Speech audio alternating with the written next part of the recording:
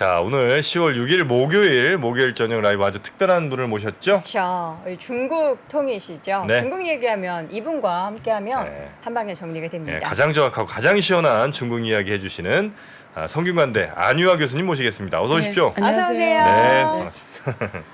저희- 예뻐지셨어요, 더. 아, 뭔가 그래요? 헤어스타일이 변하신 건가? 여기가 환해서 그런 것 같아요. 아, 교수님. 왜 이런 대화에 또 그렇게 찬물을 이렇게 예뻐졌어요 하면 무슨 얘기예요? 여도 앵커가 훨씬 더 예쁜데 홍홍홍 이거 해주셔야죠. 아, 제 별명이 있어요. 네. 뭐예요? 근데 이게 앞으로 막 얼굴 달릴 것 빨개지셨어요. 같은데. 달릴 것 같은데. 뭐 해주세요. 뭔데? 대륙의 절세 미인인데요. 벌써 웃잖아요. 좋아서 그래요. 아, 짜증났어. 대륙의 절세민. 얼굴이 빨개졌어요. 네, 양귀비 뺨을 때리신 네, 맞습니다. 유비절이야라. 네, 맞습니다. 우리 안유아 교수님. 네. 중국 대륙의 가장 네. 최고의 미인하고 꼽히는 사람이 누굽니까? 우리가 알고 있는 사람 예를 들면 양귀비 있고 서신가? 예, 서시. 예. 있고. 그 옛날 사람이고 지금 사람 말해야 되는 거 아니에요? 지금 사람. 예. 지금은 누구예요? 지금 그 중에 한 명이 저고요. 아니, 진짜. 와. 기침이 또 나오려. 겨우 진정시켰네. 네. 런담입니다. 네. 알겠습니다. 어쨌든 네. 예, 우리 더 예뻐지신 안유아 교수님과 함께 네. 중국 이야기 할 텐데 네. 지금 이제 당대회가 16일. 16일 네. 열리죠. 네. 뭐 어떤 이야기가 가장 주요 포인트가 될까요? 지금 전 세계가 주목하고 있고요. 네. 작년에 중국 공산당 설립 100주년이 지났습니다. 그리고 2049년이면 중화민국하고 사회주의 중국에서는 신중국이라고 하거든요. 네. 100주년이 되는데 여러분 두 개의 100년의 꿈이라고 해서 공산당 설립 100주년 때 작년 네. 그리고 중화민국공화국 신중국이 설립된 100주년 2049년 이렇게 목표가 있습니다. 그래서 뭐 우리가 중국몽이라고 시 주석이 하신 이야기인데 네. 어쨌든 2049년이 되면 중국은 세계에서 뭐 중국식 표현을 하면 가장 현대화된 강국, 부유한 강국으로 되는 게 지금 중국이 가야 되는 길이잖아요. 네. 현대화된 사회주의 강국으로 가는 게 중국식 표현인데요. 어쨌든 쉽게 말하면 우리말로 하면은 세계에서 그래도 뭐 어쨌든 우리가 알고 있는 미국이라든지 뭐 지금 영국이 좀 쥐고 있는 해지만 어쨌든 내노라는 그 몇 개 대국이 있죠. G7 국가들하고 어깨를 나란히 할 수 있는 이런 국가 반열에 가야 된다는 뜻이거든요. 그거는 꼭 뭐 GDP 규모라기보다도 네. 전반적인 그 1인당 소득을 포함해서 전반적인 삶의 질을 포함해서 네. 중국의 14억 인구가 그런 나라들하고 나란히 갈 수 있는 이런 선진국 삶을 살아갈 수 있는 그런 나라로 구축하겠다는 게 중국 공산당이 제시한 꿈인데요. 네. 이미 첫 100년은 지나갔고 그다음 100년을 앞으로 누가 하나에 따라서 지금 중국 사람들의 운명이 달라질 건데요. 시진핑이 지금 69세예요. 한국 나이로. 69세. 네. 박근혜 대통령하고 전 대통령하고 동갑이거든요. 친구입니까? 네, 둘이 친구고 동갑이고 배경도 비슷해요. 부모가 굉장히 정치 아. 엘리트고. 그러네요. 그 둘이 되게 친했잖아요. 네. 그래서 어떻게 보면 또 인상도 비슷한가? 둘 다 무던하게 생기지 않았어요? 뭐 아닌가? 그것까지는 그것까지 잘 좀 그래요. 모르겠습니다만. 어쨌든 저는 그렇게 보이는데 그래서 2049년 되면 지금 몇 년 남았죠? 22년이니까 한 20년 넘어 남았잖아요. 27년네. 그럼 68세면 20년 한다면 88세. 뭐 49년까지 못 하더라도 어쨌든 앞으로 지금 가장 중요한 시점이 온 겁니다. 이때 누가 중국을 이끌어가냐가 중국 사람들의 운명을 결정하는데 그게 이번에 16일에 열리는 중국 공산당 전국 대표 대회 제20차 당 대회에서 결정이 되죠. 네. 근데 결정된 지금은- 건데 그때 그냥 딱 추인이에요? 아니면 결정을 진짜 그때 하는 거예요? 지금 거의 됐죠. 됐어요? 됐어요 지금 딱. 그냥 그때는 근데 이렇게 표현하면 또 안 돼요. 어차피 그때는 거수기로 제가 절차를 간단 말씀드릴게요. 네. 거수로 하나요? 그게 이렇게 뭐 누르는 걸로 하죠. 예, 근데 어떻게 돼 있냐면 지금 이번에 중국은 5년마다 중국 공산당 전국 대표 대회가 열려요. 네. 그러면 31개 정식 사실은 34개라고 하는데 대만까지 포함해서 34개라고 해요. 근데 본토 31개 성시가 있잖아요. 네. 거기서 전국에서 대표가 이렇게 올라옵니다. 네.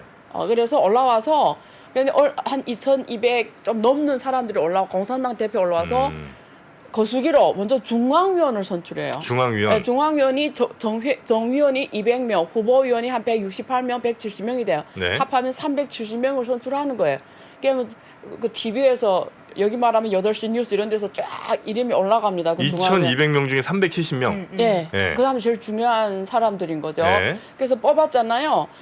그 다음에 그 사람 끝. 그러니까 이 5년에 한 번씩 열리는 이 당 대표들이 한 번 거수기하고 끝이에요. 그래서 우리 네. 보기엔 당 대표하면 되게 권한이 많은 것 같죠.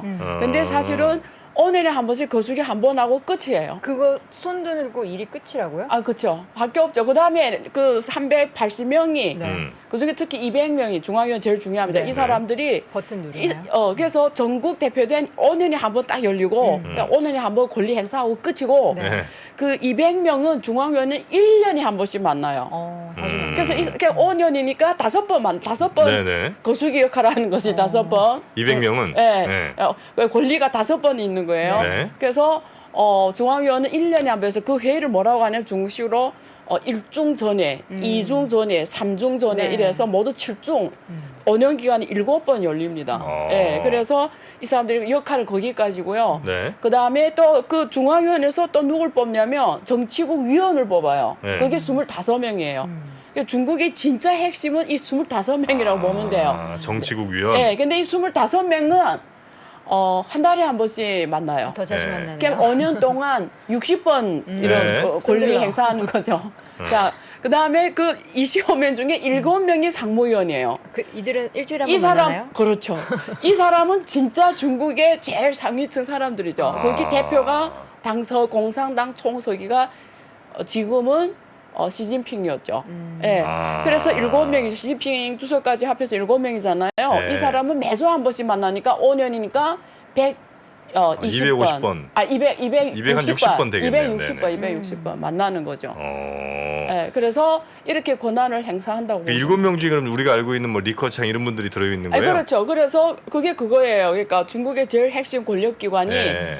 크게 3개예요. 그래서 공산당 조직에는 제일 중요한 게 총서기, 지금 시진핑이고요. 네. 그다음에 헌법의 최고 권력기관이 전국인민대표제입니다. 한국말은 국회 이런 조직이에요. 그래서 거기서 우리가 검찰, 사법 이런 게 다 거기서 선출이 돼요. 전인대. 네, 전인대 매년 네. 3월에 열리는. 네. 그게 또 하나의 핵심 권력기구고 그다음에 여기서 나온 정책 제도를 행사하는 최고 행정기관이 국무원입니다. 국무원. 그럼 그 7명 상무위원 중에 한 사람은 당서기 하고 한 사람은 전국인민대표대회 상무위원장 하고 한 사람은 총리하고 네. 그렇죠? 나 부총리도 하고 그럼 4명이죠. 네. 그다음 또 뭐가 있냐면 공산당 조직 핵심 안에 당 중앙위원회가 있고요. 하나는 당 규율 검사위원회가 있어요. 거기 그 서기가 왕치산 지난번에 왔던 아, 왕치산 네네네네. 오른쪽에 군사위원회 주석이 있습니다. 당 중국 군사위원 주석은 당서기하고 한 사람이 해요.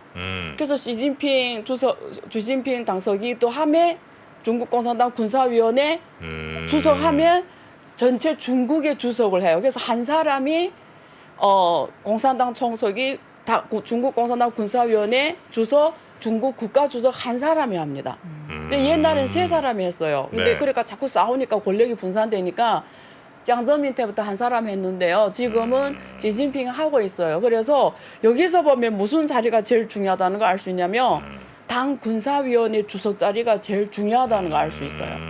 왜냐하면 중국은 군대가 네. 우리가 당군이라고 하거든요. 당군? 예, 공산당. 예. 아, 당의 군. 중국의 군대는 공산당을 위해 존재하는 군대예요. 그래서 그 자리가 제일 중요합니다. 그래서 등소평은 총석이 한 적이 없어요.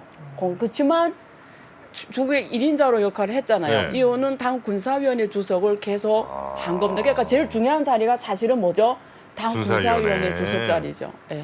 근데 지금 이제 그래서 거기에 네. 끌다 보니까 이 핵심 자리가 요 몇 개 이렇게 다 상무위원들이 하는 거죠. 네. 근데 이제 시진핑 주석이 이제 그걸 지금 네. 앞으로도 계속 하느냐 아니면 안 하느냐가 그- 첫 번째 이슈고요. 네. 두 번째 그 상무위원회 안에 누가 들어가냐. 그 7명이 누가 그 사람들이 인적 구성으로 보면 미래 5년 적어도 미래 5년 네. 아니면 길게는 미래 10년 더 길게는 미래 20년 중국 공산당이 지금의 중국을 어떤 방향으로 이끌어갈지를 거기서 나오는 거죠. 네. 네.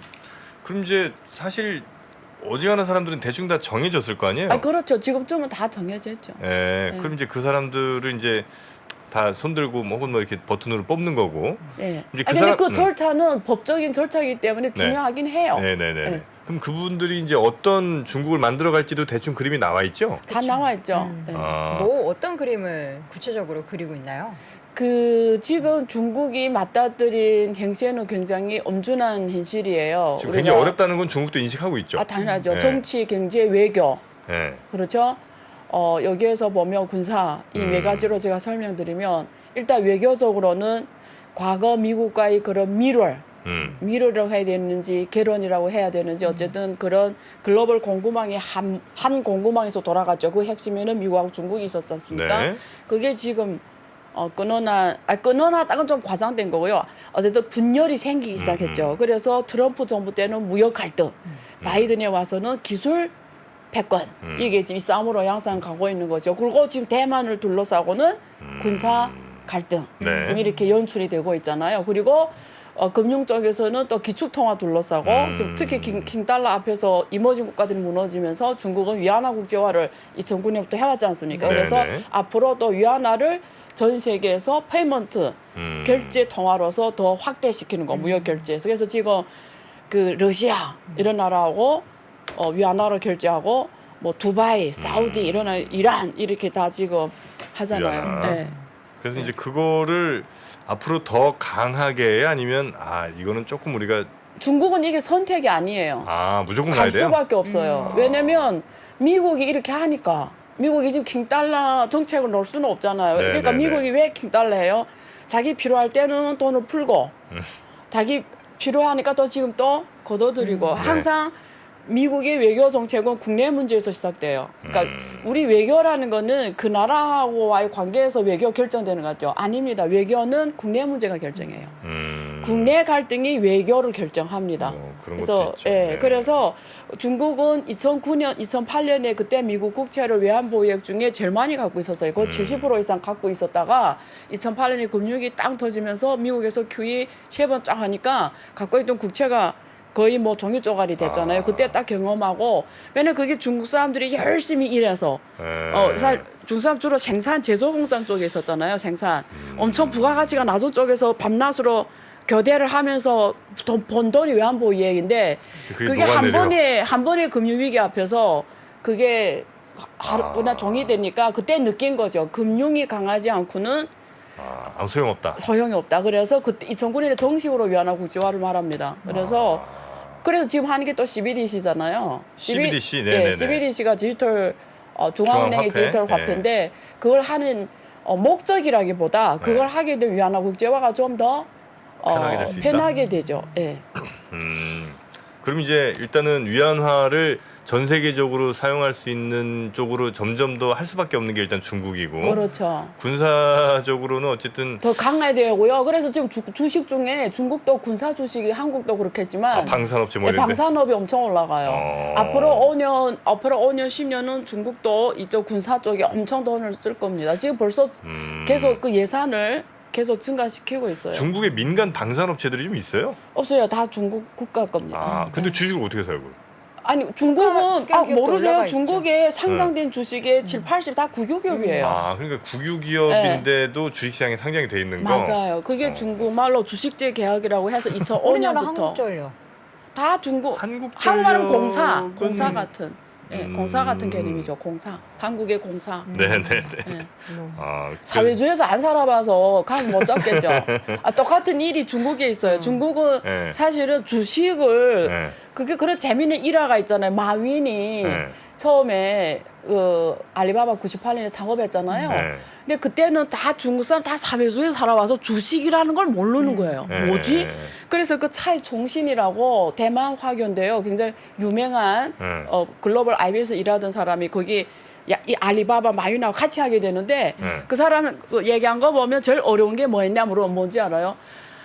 중국 사람들한테 그 주식을 말해주는데 뭔지를 이해 못해서 제일 힘들었다고 구조 그래요. 자체를. 네, 그러니까 똑같은 개념이 사회주의에서 안 살아봐가지고 이게 상상이 안 되는 것처럼 중국 사람들도 여기서 얼마나 행복해요. 태어나서부터 딱 그냥 주식에 투자할 수가 있잖아요. 네네네네. 그 방향으로 이제 중국은 간 게 거의 정해진 상황이고요. 안 갈 수가 없는 상황이고. 네. 외교적인 부분은 그렇고 그러면 뭐 정치는 지금 크게 이번 그래서 중요한 거예요. 이번에 그 20대가 중국의 정치에 좀 관례 같은 관심 같은 게 있었어요. 그러니까 뭐 들어봤을 거예요. 칠상파라 들어봤죠? 칠상파라라고 67세까지는 하는데 네네네네. 68세는 내려와야 된다. 되는 그게 거. 법으로는 없는데 네. 관습. 네. 그래서 이번에 그 상무위원 지금 현재 하고 상무위원 7명 중에 리커창 67세, 왕양 67세. 그래 빼고는 다 68세 이상이 다 내려와야 되는 원래는 거죠? 옛날 관례대로 시진핑 포함해서 내려가야 돼요. 원래는.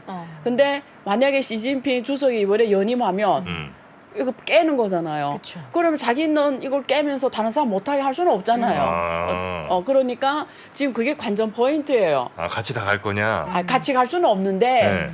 일단은 나이 제한은 없어졌다라는 거죠.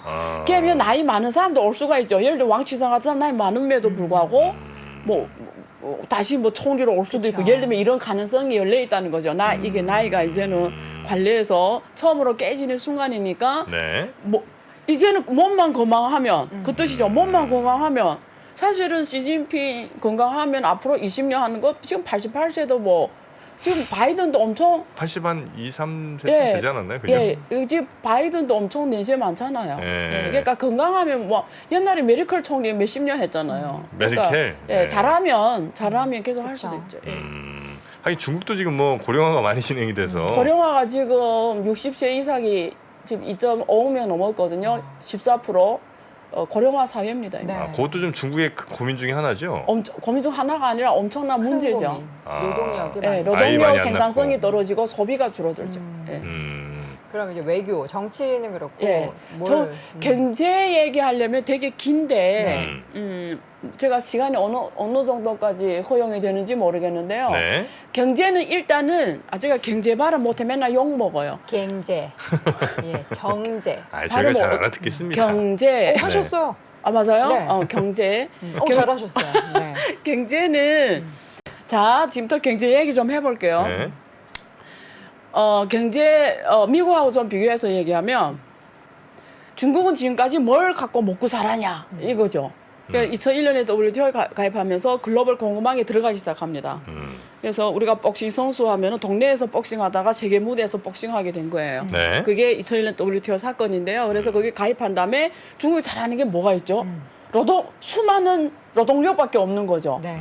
그렇죠. 노동력이 9억이 넘으니까. 그래서 그걸 딱 내어서 글로벌 밸류 체인에서 우리가 이게 100만 원짜리면 이게 만들어지기 위해서 R&D, 그렇죠? 그다음에 설계, 디자인, 그다음에 물류를 통해서 부품이 다 오고 조립하고. 제조하고 조립하고 또 물류 통해서 가고 마지막에 서비스하는 이게 밸류 체인을 하잖아요. 이게 물건이 100만 원짜리 최종 소비자 가격을 딱 가는데 여기에서 중국이 하는 거는 제조였다는 거죠. 네. 근데 이게 제조가 부가가치가 제일 낮습니다. 그래서 그때 그 블룸버그 신문에 그 내용이 나왔는데 287달러에 애플폰이 제일 저가 애플폰 있잖아요. 네. 287달러. 중국에서 수출되는 걸 나오는데 중국에서 287달러 수출로 나갔는데 실제는 중국 사람이 실제 번 거는 8.4달러밖에 안 돼요. 나머지 누가 다 벌어가냐면 거기서 그 R&D, 네. 디자인, 뭐 이쪽 서비스 하고 이쪽 설계. 근데 이쪽은 다 미국 기업, 독일 기업, 일본 기업, 한국 기업 이런 쪽 여기가 다 돈 버는 쪽이고 제가 IP 쪽이라고 할게요. IP 네, 쪽 네. 고급 머리를 쓰는 고부가가치죠. 그리고 이 브랜드 쪽 이건 시장이잖아요. 브랜드 쪽 이거는 다 선진 국가가 잘하는 거잖아요. 근데 여기가 다 돈을 벌어가고 수출은 중국에서 잡히는데 중국은 8.4밖에 못 벌고 그래 그때 트럼프가 중국을 때릴 때 아니 억울하다는 거지. 돈은 쟤네 벌어놓고 왜 우리한테 이러냐 그건데 그러니까 중국은 이 저부가가치 쪽에 기업들이 포진되어 있으니까 이게 첫 번째고요. 이걸로 돈 벌어서 수출 주도형으로. 두 번째 이게 되게 재밌는 내용인데요. 우리가 알잖아. 전 세계에서 달러가 기초통화잖아요. 네. 그러면 미국에서 돈을 푼다 이러면 그 돈들이 쫙 이머징권으로 갑니다. 그걸 우리가 전문용어로 리스크 on risk off라고 하거든요. 그러니까 미국에서 돈이 달러가 넘쳐나면 전 세계 이머징 국가에 가서 고금리의 채권을 사는 거죠. 그러니까 쫙 들어간단 말이에요. 근데 지금처럼 미국이 인플레이션 지금 이후로 돈을 지금 걷어들이잖아요. 네. 그러면 전 세계 나갔던 돈들이 미국 국내로 쫙 돌아와. 들어옵니다. 그게 네. 리스크 오프라고 하거든요. 그러면 이럴 때마다 이머징 국가들 무너지는 거예요. 들어갔다 나갔다 하면서. 근데 이거 그러니까 전 세계 어느 국가도 미국의 운명에서 벗어날 수 없는 거예요. 미국만 보고 살아야 되고. 예, 이게 왜냐면 전 세계 중앙은행이 미국이니까 돈 찍어내고 전 세계 유동성은 누가 공급하냐면 미국이 하니까 모든 게 다 달러로 결제가 되니까 어느 나라든 다 달러로 벌어야 살아가는 거예요. 어느 나라도 그렇잖아요. 그런데 재미있는 거는 중국이 유일하게 미국 달러 오면서 벗어날 수 있는 부분이 있어요. 그 책에 안 들어가고 자체로 돈 잘 벌고 잘 먹고 잘 살 수 있는 영역이 있어요. 뭐죠? 궁금하죠? 중국만 있다고요? 중국 안에서? 뭐 중국만 있는 건 아닌데 음. 중국이 그걸로 지금까지 발전해 왔다는 얘기를 좀 하고 있습니다. 이제 말한 수출 말고도 이게 우리가 경제라는 거는 네. 신뢰, 네. 경제는 신용입니다. 결국은 그렇죠. 경제는 기대면 신용이잖아요. 네. 그러면 아까 말하는 이제 말한 수출 빼고 중국에서 이 신용 역할한 게 있는데 그게 부동산이에요. 중국은 토지가 국가 거잖아요. 네. 그러니까 지금 보세요. 중국의 주시장, 채권시장은 시가총액이 크지 않아요. 근데 부동산 시가총액이 얼마인지 알아요? 60조 달러입니다. 미국은 35조 달러밖에 안 돼요. 부동산 네, 중국 시가총액 60조 달러. 예. 중국의 GDP는 지금 17조 달러 정도 돼요. 그러니까 GDP의 몇 배인 거죠. 중국의 주식 시장하고 우리가 금융에서 M2, M3 이런 게 있잖아요. M0, M1, M2, M3인데 그게 어떻게 M0는 완전 현금이잖아요. 네. 그다음에 M1하고 M2가 있는데 그게 뭐가 뒤에 계속 붙어가냐면 그게 증권이 붙어가는 거예요. 증권, 채권 이런 것들이 화폐로 신용 역할을 하는 거잖아요. 근데 다른 나라 자본시장이 발전한 미국 같은 데는 주식시장하고 채권시장이 굉장히 커요. 네. 근데 중국은 주식시장이 미국의 5분의 1, 더 작을 땐 7분의 1, 조금 잘하면 5분의 1보다 조금 더 많고 채권 시장은 미국의 한 3분의 1밖에 안 돼요. 세계 2대 채권 시장인데. 그러니까 원래는 이게 화폐 신용 창출 역할을 해야 되는데 자본시장이 발달 못하니까 부동산이 그 역할을 하는 거예요. 그럼 이게 어떻게 부동산 토지 화폐화라고 하거든요. 근데 어떻게 토지가 신용 창출 역할을 했냐면 중국에서는 간접금융이 발전한 은행 통해서 돈이 나가니까 토지가 은행에서 담보로 잡히잖아요. 그러면 토지 가격이 $10,000다 이러면 은행에서 담보를 그걸 5,000달러로 해주는 거죠. 네. 그럼 5,000달러 대출해주면 그 5,000달러가 다시 은행에 예금으로 들어오잖아요. 그럼 은행이 그걸 다시 대출해 주잖아요. 지준율 남겨놓고. 그러면서 토지 가격이 높을수록 무슨 역할을 하죠? 돈이 많이 시장에 뿌리는 역할이 되는 거죠. 그래서 중국 경제는 제가 항상 중심의 부동산 경제를 통해서 신용 창출이 계속 이렇게 됐고 그게 또 실제 주식시장을 올려받치는 거죠. 그게 왜냐하면 그 돈들이 결국 어디로 들어가죠? 부동산에서 올라간 시가총액 화폐 창출하니까 기업들한테 흘러 들어가고 기업들이 투자를 확대하면서 그게 그 기업의 주가를 올리니까 어떻게 중심에 부동산이 있으면서 쫙 이렇게 경제가 만들어진 거예요. 예. 네. 근데 지금 부동산이 중국 경제 얘기하니까 지금 부동산이 지금까지는 중국 정부가 경제가 죽는다 치면 부동산을 살리는 거예요. 어떻게 살리냐면 금리를 낮춰주든지 지준율 인하시키면 부동산이 바로 살아났어요. 그냥 그 메시지만 줘도 살아났어요. 근데 이번에 처음으로 지금 아시겠지만 금리도 내리고 지금 뭐죠? 지준율 당연히 내리고 지금 심지어 지금 있잖아요. 원래 부동산 양도하고 하면 세금이 나오잖아요. 그것도 지금 다 12월까지 한시적으로 면세해 주겠다. 지금 그런 정책을 지금 파격적으로 함에도 불구하고 안 살아요. 안 살아나는 거예요. 그냥 봐서요. 이게 기둥이 무너지면 다 무너지는 거죠. 그렇죠. 미국은 어떻게 돼 있냐면 미국하고 비교하면 딱 저로 보이거든요. 미국은 이 기둥이 누가 있냐면 자본시장에 있는 거예요.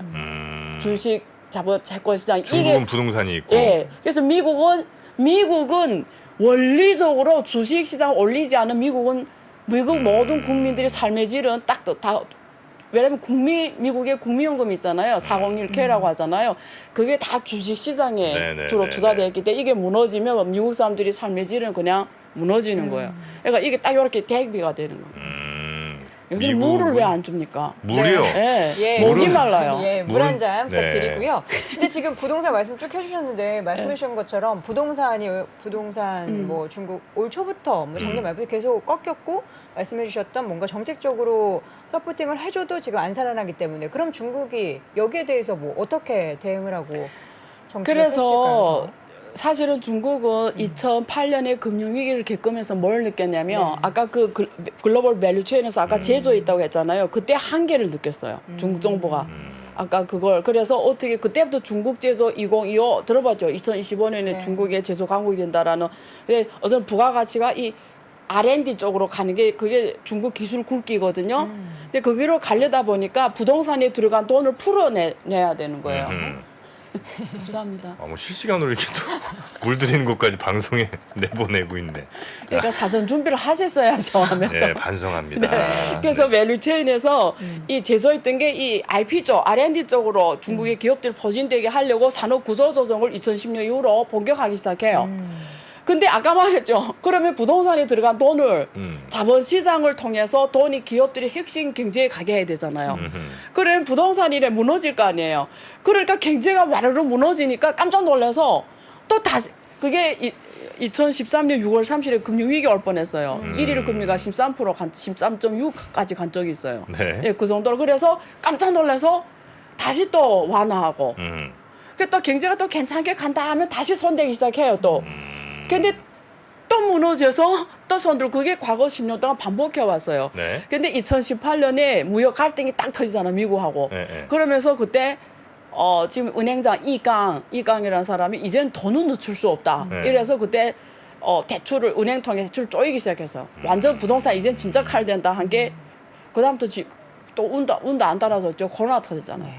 그러니까 이게 설상가상이 되면서 그다음 또 제로 코로나 정책하고 있잖아요. 네네네. 그러니까 이게 모든 게 이게 엎치고 덮치고 하면서 그리고 또 이제는 바이든이 올라오면 좀 괜찮아지겠는데 근데 오히려 생각보다. 더 강하게 막 네. 하니까 지금 모든 게 겹쳐있으면서 힘들어져. 아니 그 진짜 아까 말씀해주신 것처럼 미국은 이제 주식 금융이 이제 제일 중요한 기둥이고 중국은 제일 중요한 기둥이 이제 부동산이라면 네. 근데 그 부동산에 지금 약간 기둥이 흔들리고 있는 거잖아요. 예, 예. 그건 맞죠? 예. 그러면 얘가 흔들리도록 정부는 놔두진 않을 것 같긴 한데 이게 제일 중요한 기둥이라면 근데 지금 이제 흔들리고 있는 건 현상이고요. 네. 이거를 다시 튼튼하게 만들기 위한 더 대책이 앞으로 나옵니까? 아니면 그래서 네. 지금 그래서 우리가 그게 경제에 모든 국가에는 다 암 같은 경제 문제가 있어요. 한국에도 있고 미국에도 있고 암적인 문제가 있거든요. 그래서 이걸 잘 극복하냐 못 극복하냐는 중국 경제가 경착륙 하냐 안 하냐를 결정하잖아요. 그래서 지금 부동산을 지금 엄청 풀고 막 공무원들한테 막 집을 사라고 지금 엄청 격려하고 공무원들한테 그리고 대학생 농민공들이 있잖아요. 농촌 중국 호적이 호구라는 게 있어요. 호 중국어로 호거거든요. 네. 직역하면 호구고 한국말로 하면 호적인데요. 그게 있습니다. 그러면 마음대로 이동을 못 해요. 아, 원래는 네, 그리고 내가 길림성 사람인데 상해 가도 상해에서 집을 못 사요. 근데 이제 그걸 다 풀어주기 시작하는 거예요. 무슨 뜻인지 알겠죠? 그렇게 해서 완화 부동산 구매할 수 있는 이런 정책들 많이 완화하고 있고요. 근데 이번에 헝다 사례를 보면 알 수가 있는 게 헝다 있잖아요. 작년에 헝다 터져서 난리 났잖아요. 네. 그 헝다를 보면 알아요. 헝다가 무너졌는데요. 사실은 원래는 파산을 해야 돼요. 근데 파산을 못 시키는 거는 여러 가지 이유가 있겠죠. 이제 그거죠. 이게 헝다가 중국의 톱1 부동산 기업인데 얘가 무너진다는 건 나머지는 그냥 얘가 경제라는 게 늘 기대, 심리라고 했잖아요. 얘가 무너진다는 건 얘가 무너지는 건 오케이. 근데 문제는 얘 무너지기 때문에 모든 부동산에 대한 경제 기대가 다 죽어버리면 그냥 무너지니까 지금 헝다는 어떻게 처리하냐면 각 지방 정부별로 왜냐면 그게 기업이 다 지방별로 돼 있어요. 법인이. 그러니까 내내 거는 내내 알아서 해결해. 그러니까 해결한다는 게 뭐죠? 돈을 먼저 분양대금을 받았는데 집을 못 올린 거잖아요. 이게. 그러니까 지방 정부 보고 어떻게든 원래는 지원해줘. 기업이 해야 되는데 어떻게든 내내 동네 뭐 올라간 분양 건물을 빨리 올려서 사람들이 정확하게 그거 받을 수 있게 해 이렇게 된 거예요. 그러면 지방 정부가 지금 글쎄도 제로 코로나 정책하면 검사하느라고 재정비 다 썼고 옛날에 지방채 문제 아시죠? 중국이 지방채가 엄청 많잖아요. 네. 그게 지금 이자 가느라고 정신 없었는데 지금 또 이런 문제까지 해결하려면 돈이 어디 있습니까? 그쵸. 그러니까 지금 지방 정부가 지금 부채율이 있잖아요. 네. GDP 대 부채율이 티벳 빼고 지금 최근 데이터에 8월 데이터에 티벳 아시죠? 티벳. 중국의 네, 티벳 네, 네, 빼고 네. 나머지는 다 GDP 대비 100% 이상이고요. 대부분 다 300% 이상이고 전진 같은 경우는 GDP 대비 586%거든요. 그러니까 무슨 말이죠? 재정 수입이 재정 지출을 못 감당하고 그동안 진 빚에 대한 이자를 갚느라고 이게 지금 부담이 이렇게 크다라는 거죠. 그러면 그 혼자 살려주다가 지방 정부가 만약에라도 이렇게 도산이 나타나게 된다면 네. 그거는 전체적으로 다 마이너스가 되는 건 아닌가요? 그렇죠. 그래서 중국 정부가 말하는 거는 헝다가 부도하는 거는 그 기업을 위해서라기보다 나라는 사람들이 심리 관리를 해야 되는 거예요. 심리를 예. 컨트롤하기 왜냐면 위해. 이렇게 생각할 거 아니에요. 와 저렇게 기업이 무너지는데 어느 사람이 감히 가서 분양 대금을 내면서 집을 사겠습니까? 그러니까 그게 심리가 무너지면 안 되는 거죠. 어떻게든 살리겠네요. 이거 살리려고 하죠. 근데 좀 지금- 짓고 있습니까? 그래서 지금 실제로? 예, 그래서 조사를 했더니 어떤 지역은 괜찮은 게도 이렇게 조금이라도 뭐 어디서 빼서 할 수 있는 데는 하고 네. 많은 데서 또 재정이 정말 어려운 지방에서 못 하고 지금 그런 상황이에요. 근데 어쨌든 지으면은 분양대금 뭐 마지막에 중도금도 받고 뭐 해가지고 그래도 다시 돌려줄 거 아니에요? 헝다가 다 갖진 않을 거 아니에요? 그렇죠. 어디 중국은 지방 정부가. 구조가 어떻게 됐냐면 이미 그 집은 안 지었는데 그걸 분양에 참가한 사람들 이미 은행에서 대출이 그쵸. 한 상황이에요. 그러니까 일단 집이 내가 받으면 그 대출을 계속 갚을 수 있는데 지금 지난번에 시위 났잖아요. 막 안 갚겠다고. 왜냐면 집을 못 받았는데 그쵸. 대출을 계속 갚아가니까 이 사람 얼마 억울해요. 지분은 지금 올라 안 가는데. 근데 그러면 이제는 갚으니까 은행도 무너 앉는 거죠. 근데 만약에 그게 뭐 올라가면 누가 그 대출을 갚겠어요. 그러면 은행이 연쇄 부도날 수가 있는 거죠. 네. 분양 대출을 다 해줬는데 중국은 있잖아요. 상업은행들이 한국의 저축은행 비슷해요. 한국의 저축은행 PF 대출을 주로 하는 게 대부분 다 부동산이거든요. 담보대출. 근데 그것처럼 중국은 은행들이 거의 다 부동산 담보대출을 대부분. 부동산 그러니까 중국의 모든 중국 경제의 리스크가 은행에 집중돼 있어요. 네. 은행에. 이게 왜냐면 그래서 자본시장을 키워야 된다라는 거예요. 자본시장의 가장 큰 장점은 리스크 분산이거든요. 예. 근데 리스크가 은행에 집중돼 있고 그 리스크는 대체로 부동산에서 온 맞아요. 리스크가 많다는 예, 거죠. 예. 어떻게 박사님 보실 때는 무난히 잘 넘길 것 같습니까? 저는 지금 정책을 저렇게 무슨 모든 정책을 다 동원하는데 지금도 그러니까 그제서 지표를 계속 체크하잖아요. 네, 네. 그 70개 주요 부동산 가격 지수를 체크하는데 지금도 계속 마이너스예요. 그래서- 빈집도 뭐 엄청 많다고 그러던데. 예, 그건 뭐 옛날부터 그렇게 되고 옛날부터 많은 거예요. 중국 사람 특징이 부동산 특징이 한국 와서 놀란 게 뭔지 알아요? 한국은 자동차는 있어도 집은 없는 사람이 많더라고요. 근데 그게 카푸어죠. 중국 사람들하고 좀 개념이 달라요. 카푸어죠. 중국 사람들은 집이 없는데 차를 사지는 않아요. 아. 그게 딱 확고해요. 집이 확실히 무조건 우선이구나. 작아여야 하는 거죠. 예, 일단 집에 대한 그게 엄청 강합니다. 근데 집을 한 집에서 막 집을 세 채, 네 채, 다섯 채 샀어요. 예, 보통 왜냐면 집이 중국의 투자 대상이 돼버린 거예요. 네네네. 그래서 너무 많이 올랐잖아요. 예. 사실 중국에서만 투자하는 게 아니라 중국인들이 홍콩 예. 가서도 투자하고 맞아요. 우리나라 가서 투자해서 다 그러니까 중국인들이 부동산으로 가는 올랐죠. 동네 부동산은 다 많이 오른 네. 거예요. 사실 한국에 많이 안 왔고요. 캐나다에 그렇죠. 많이 갔어요. 호주, 중산 캐나다 이런 데 캐나다, 많이 갔어요. 호주 이런 데 좋아하거든요. 네. 정말 많이 올랐어요. 네. 근데 그 중국 자본이 쫙 빠져나가면 거기 부동산 폭락하죠. 옛날에 일본 엔이 들어간 동네는 잘 사다가 거기서 잃어버린 뭐 20년 사면 빼면서 엄청 힘들어졌잖아요. 그것처럼 지금 중국 부동산이 미국에 제일 많이 샀잖아요. 네. 지금 빠지면서 미국에서 지금 다 팔고 있잖아요. 그래서 그런 경우였죠. 그래서 그래서 어떻게 그래서- 돼요? 예? 잘 넘어가요 중국? 자꾸 부동산. 저보고 점쟁이 되라고 그래요. 아니, 그러니까 그럼요. 제가 논리만 알려준 거고요. 결론은 각자 알아서 내시면 돼요.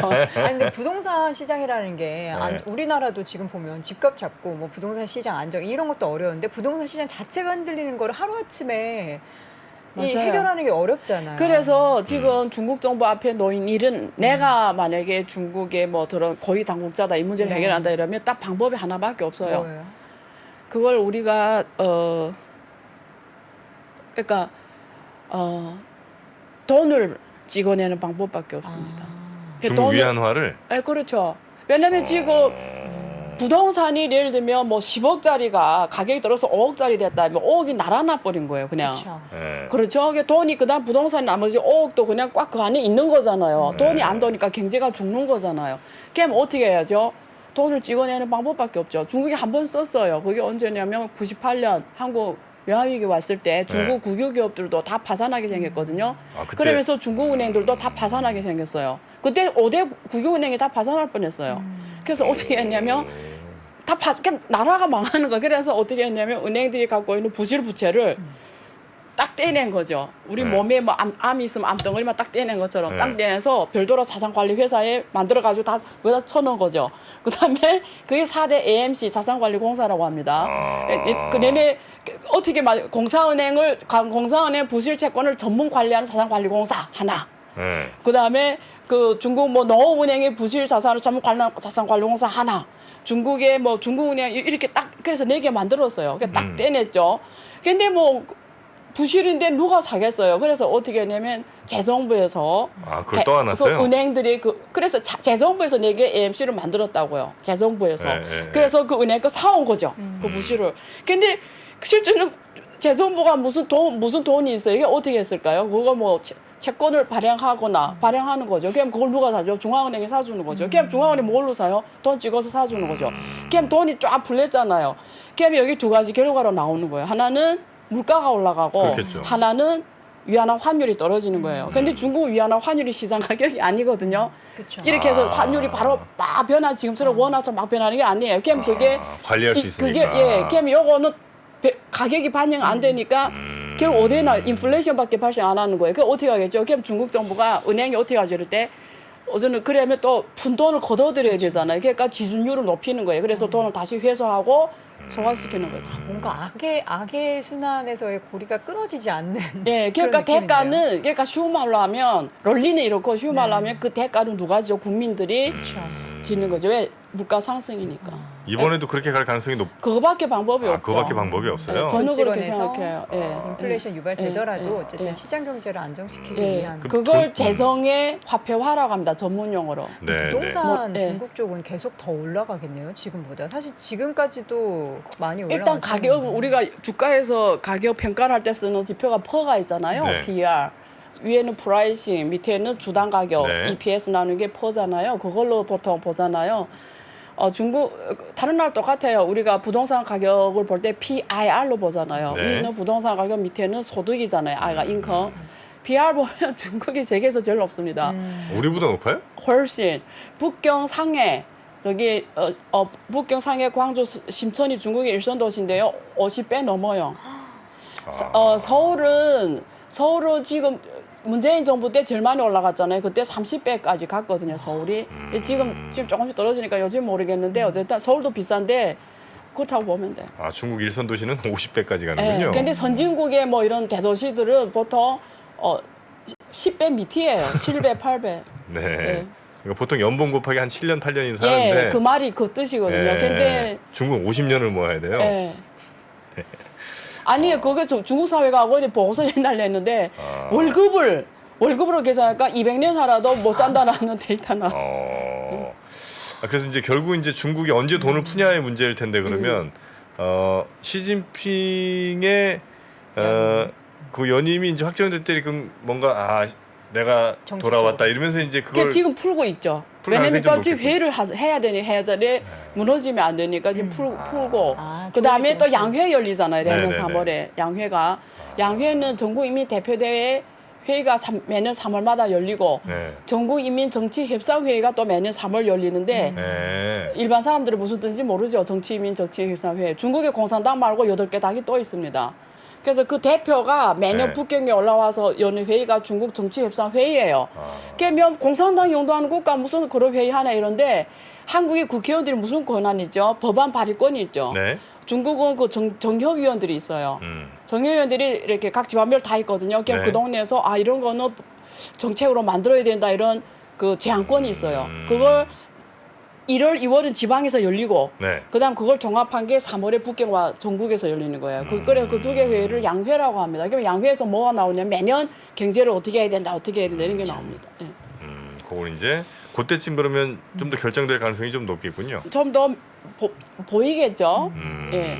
이대로 무너지게 정부에서 두지 않을 거기 때문에 그들의 빅피처대로 가려면 이게 좀 악의 순환은 만들어지더라도 중국은 그쵸. 부동산 시장이 무너지지 않도록 계속 예. 서포팅을 해줄 것이다. 그렇다면 완전 무너지니까 최악이 그러니까 그냥 답은 나와 있어요. 최악은 뭐냐? 재정의 화폐화입니다. 그래서 여러분 중국 경제를 이해할 때 두 개만 이해하면 돼요. 그게 핵심이에요. 본질. 우리가 사람이 이렇게 골격으로 딱 이렇게 돼 있죠. 네. 그것처럼 경제 골격, 네. 중국 경제의 골격은 토지의 화폐화. 아까 설명드렸죠. 그다음에 재정의 화폐화. 이 두 개만 알면 일단 골격은 세워졌어요. 그다음에 살적인 문제예요. 그거는 저를 찾아오세요. 찾아가면 답을 주십니까?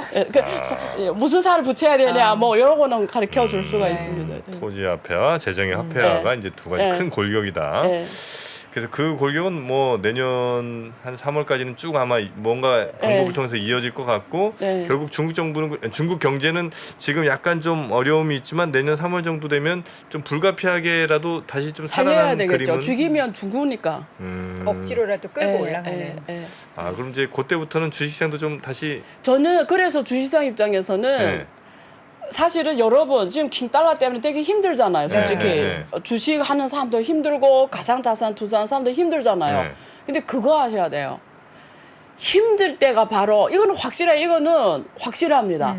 우리가 이 엄청 성공한 사람 다 인터뷰하잖아. 다 네. 똑같은 말이에요. 언제 돈 벌었는지 알아요? 그러니까 우리 말한 돈 벌었다는 게 이렇게 뭐 매각을 보는 개념이 아니고 정말 한번 인생이 변할 정도로 큰 돈 번 거는 네. 다 위기 때문에 100%예요. 그렇죠. 근데 이럴 때 보통 사람들이 다 공할 만한 간을 갖고 있기 때문에 못 들어가는 거예요.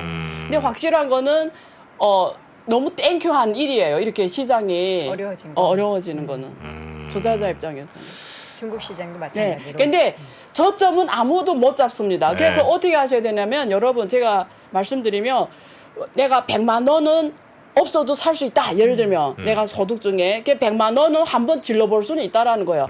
이 단계별로. 네. 예. 아 그래서 이제 100만 원 갖고 인생이 안 바뀌지 않습니까, 교수님? 그냥 전체를 다 넣어도 돼요.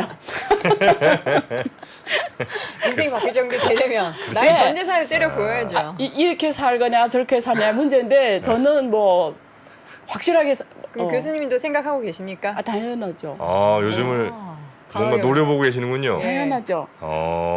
알겠습니다. 이럴 때 네. 이럴 때 우리가 그 오리가 발 밑에서 막 이러잖아요. 네. 이럴 때 해야 되는 거예요. 아. 그다음에 시장이 올라온다면 그 물에 부흥 떠서 편하게 즐겨야 되는 거죠. 백조처럼 우아하게. 네. 지금이 그 위기라고는 확실히 생각하시고요. 당연하죠. 지금 대폭락 했잖아요. 주가가 중국 주가 지수 보면요. 근데 제가 그 말씀까지 드릴게요. 그 중국 주가 지수가 2019년 4월이가 제일 낮아서 2200까지 갔거든요. 지수가. 거기에 비하면 우리가 주식 투자할 때 여러 방향이 제일 중요합니다. 사람들이 이렇게 왜 사람 돈 못 버냐면 자꾸 그 저점과 고점을 이렇게 바꾸면서 투자하다 보니까 돈 못 벌어요. 근데 큰 돈 벌려면 그냥 또 댓글이 이렇게 달려요. 당신부터 큰 돈 벌고 얘기하죠. 이래요. 그런 사람 됐고. 근데 확실한 거는 흐름에 대한 판단 더 중요해요. 네. 그러면 미국 주식시장 한번 그려보면 있잖아요. 우리가 이렇게 쫙 100년의 거 주가 지수 딱 그려보잖아요. 그러면 중간에 대폭락 2008년 그럴 때 대폭락 하잖아요. 이런데 장기로 그리면 무조건 상향입니다. 이런 주식시장이면 아무 때 들어가도 돈 번다는 거예요. 예를 들면 내가 이런 시장에서는 고점에 들어가도 돈 버는 시장이에요. 그러니까 전체적으로 이거냐의 문제인데 그거는 주식시장은 그 국가의 운명이거든요. 그 국가의 운명에 베팅한다라는 거거든요. 그럼 이 중국 주식시장에 대해서 투자해야 되나 이 질문은 중국 국가 운명이 앞으로 이렇게 가는 국가 경제인지 아니면 멕시코, 브라질처럼 이렇게 가는 그것만 판단하면 되는 거예요. 예. 중국이 이렇게 한 차례씩 팍팍 튀는 게 2000년대에서 2번 정도가 있었잖아요. 예. 앞으로 어떻게? 그래서 저는 앞으로 중국의 가장 큰 숙제는 뭐냐 자본시장 키우는 겁니다. 제가 아까 말씀하셨죠. 중국이 왜 지금 이렇게 힘드냐? 토지의 화폐화를 했기 때문에요. 여기서 좀 벗어나야 돼요. 어디로 가야죠? 미국처럼 금융. 자본시장 키워야 돼요. 이게 자본시장 핵심은 리스크 분산이거든요. 네네네. 그러니까 자본시장 키운다는 게 무슨 말입니까? 자본시장 키우려면 리스크 자본이 많이 오게 하려면 자본시장이 무너지면 누가 옵니까? 안 오잖아요. 답을 이제 어슴푸레하게 주신 것 같습니다. 좀 더 정확한 답을 원하시면 안유아 교수님을 찾아가라고 여러분께 전달해드리겠습니다. 네, 시간 관계상 한 번 더 좀 네. 요청을 드려야 될 것 같아요. 네. 성균관대학교로 찾아가시면 안유아 교수님 만나실 수 있을 것 같습니다. 네. 자, 오늘도 즐거운 네. 시간 마련해주신 우리 안유아 교수님 대단히 감사하고요. 다음에 또 뵙겠습니다. 네, 고맙습니다. 고맙습니다. 네. 최근에 이제 매크로 경제 환경에서 가장 많이 나오는 얘기가 이제 인플레이션이죠. 이 매크로 경제라는 게 우리 일상생활에서나 아니면 투자에서나 굉장히 큰 영향을 주는 게 맞는 것 같습니다. 매크로 경제에서 가장 중요한 게 금리, 환율, 물가 이런 거거든요. 금리가 높을 때 유리한 기업이 있고 금리가 낮을 때 유리한 기업이 있을 겁니다. 환율이 높을 때 유리한 기업이 있고 환율이 낮을 때 불리한 기업이 있을 겁니다. 유불리를 논하면서 같이 그 기업에 대한 분석을 하거나 투자를 하는 게 조금 더 도움이 되지 않을까요? 상반기 최고의 베스트셀러 인플레이션에서 살아남기. 지금 서점에서 확인하세요.